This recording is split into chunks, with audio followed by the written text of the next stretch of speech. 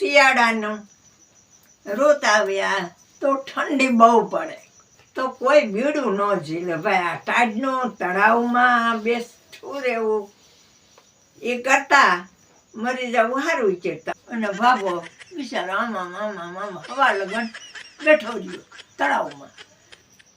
કે હું તો આ બાપુના ગઢની બત્તી જાય અને આમ બેઠો રહ્યો છે.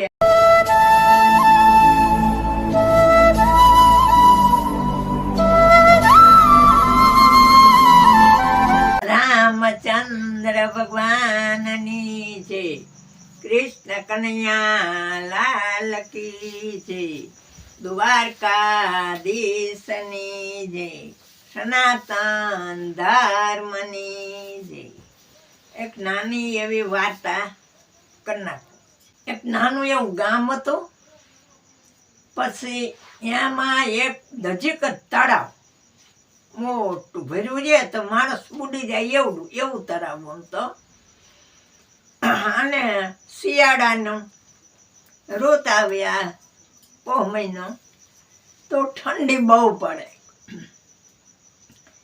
એટલે કે હારું મારું હવાર થાતા હિમ પડશે. એટલે એવી ટાઈટ. એટલે કે આપણે આ તળાવ છે એની અંદર જો હાનથી હવાર સુધી રહી શકે એને અડધું રાત ને અડધું પાટ. એટલે કે આખા ગામમાં બીડું ફેરવું, આખા ગામમાં બીડું ફેરવું તો કોઈ બીડું ન ઝીલે ભાઈ. આ ટાઢનું તળાવમાં બેસતું રહેવું એ કરતા મરી જવું સારું છે. તળાવમાં થોડું આથેકન પડવા જવાય. એમાં એક કોરીનો બાપો બિસાડો હવે માંદા હાજર જેવું સુવાસવાળું માણસ. એ કે હું આમે કે હવે કંઈ આ ટાઢ ઝીલી હગે નહીં. આ કરતા મરી જાય એ કરતા પડી જવા તેની પાણીમાં કે અમારે અડધું રાત ને અડધું પાટ તો મળે પણ જીવ તો રહે તો મરી ગયો તો હા મારું છૂટું કે.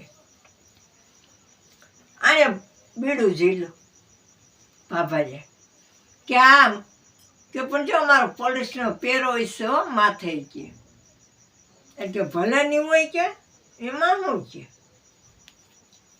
પોલીસવાળાનું કામ કર્યું કે આ બાપાએ બીડું ઝીલું છે એને સવાર સુધી દિવસ ઉગે ત્યાં લગન એ તળાવમાં રહેવાનું. પછી બહાર કાઢવાના ને જો જીવતા નીકળે તો રાજપાડ દેવાનું, ન નીકળે તો નહીં દેવાનું. મરી જાય તો ના જીવ ના જાય. હવે બાબત જ્યાં ભગવાનનું નામ લઈને પૂર્યા તાવ એટલું ડોકો આમ આમ થાય અને ભાગો બિચારો આમાં આમાં આમાં હવા લગન બેઠો રહ્યો તળાવમાં. અને ઓલા પોલીસવાળા છે ને હારી પેટ ગરમ લુગડા પહેરી અને બિચારા બેઠા રહ્યા. તળાવ બાયણે હોય એ કંઈ તળાવમાં ન હોય પોલીસવાળા તો પોલીસવાળા કે મારું હારું આ ભાભો તો મરતો મરશે પણ આપણે ક્યાંક મરી જાય એકાદા. તો એને તો પોલીસવાળા તો સવાર થયું તાપણી બાપણી આખી રાત ટાઈપા કર્યા માંડ સવાર કર્યો. અને ઓલો બાબત આમાં આમાં આમાં આમાં સારી કોઈ કરે ડોકું કાઢ્યું છે બાયણે પાણી પી જાય ને. અને ભાભો તો આમાં આમાં આમાં સવાર લગન કર્યો. એ સવારથી દિવસ ઉગ્યો તેને આમ જોયું. પોલીસવાળા કે આપણો પેરો પૂરો થઈ ગયો, આ દિવસ ઉગી ગયો અને આ બાપોએ જે જીવે થઈ ગયો. મારો હારો બોલે રાજા આવ્યા બાપુ બાપુ ક્યાં ઓલો બાપો તો ડોકું કાઢીને બેઠો છે એને તો કાંઈ નથી. હવે બાબોને બાણે તો કાઢવો જોઈએ ને કે દરિયા બાયણે તો. પછી બાબાને કાઢ્યો. બાબા તો કે હાશ બાપા કે કા બાપા કાંઈ થયું કે મને કાંઈ નથી થયું કે કાંઈ નથી થયું કે ના તે તમે કેમ રહ્યા ટાઈડમાં કે અમે ત્યાં બાયણે આ તાપ કર્યો તો નહોતા રહી શકતા. કે હું તો આ બાપુના ગઢની બત્તી જાય અને આમ બેઠો રહ્યો કે જયા કીરો બાપુની બત્તીઓ બળતી હતી આ ઝરૂ ખેતે કે બાપુએ ચાલુ રાખ્યું તો આખું એ રાત બત્યું. એટલે બાપુ કે હા બજો એ મારી બત્યુંનો જ પ્રકાશ એને આવ્યો ને એટલે એને કાંઈ ન થયું. એને તાપ લાગ્યો મારી બત્યુંનો છે, ગરમ હવા ગઈ મારી છે, મારી બત્યુંની હવા ગઈ છે એટલે એ બાપો રહી ગયો છે. કાઢો કાઢો બાપાને બાણે. એટલે પણ રાજપાટ લે મારી બત્યું જોઈને રહ્યો છે, મારી બત્યું જોઈને શું કરવા રહ્યો છે કે પણ બાપુ કાંઈ તમારી ક્યાં બત્યું અને ક્યાં હું તળાવ માલિક હોય અહીંયા ઠેઠ મને તા લાગે ખરો છે. તો આપણા પેરાવાળા પોલીસવાળાને તા ન લાગ્યો હોય કે પણ એણે કેમ બત્યું સામું જોયું તું છે, ત્યાં જોયું તું બત્યું સામું.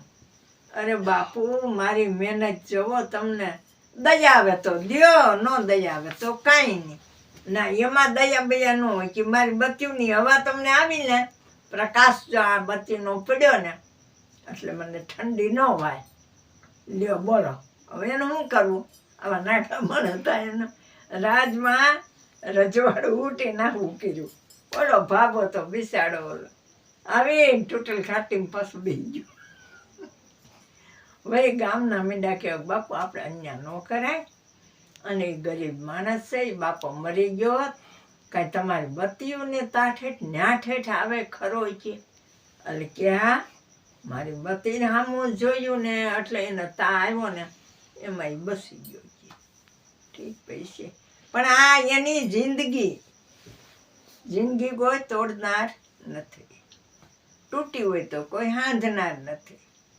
બોલો આવું તો પછી અન્યાત ન હાલે. દેવરાયું થોડું ઘણું બિચારાને. એટલે આવું છે માણસોને. બોલો જય શ્રી કૃષ્ણ.